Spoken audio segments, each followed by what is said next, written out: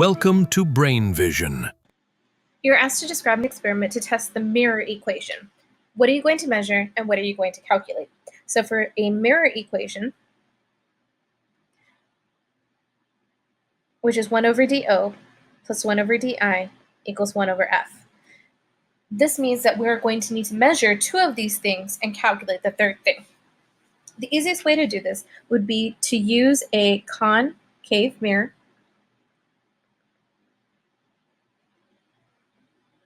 And a concave mirror will produce images as long as your object is placed beyond your focal length. So you just need to place your object somewhere very far away so that you know that you are significantly beyond the focal length.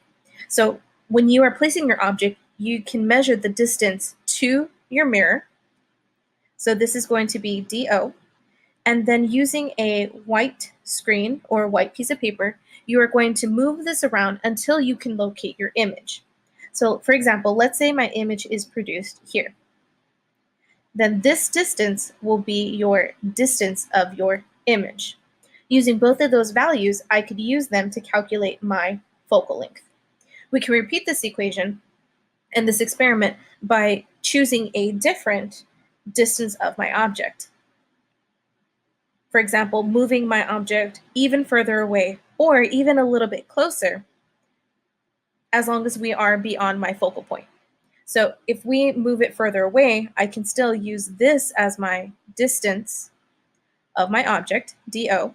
I can move the screen around so that I locate the image. In this case, let's say my image is right here.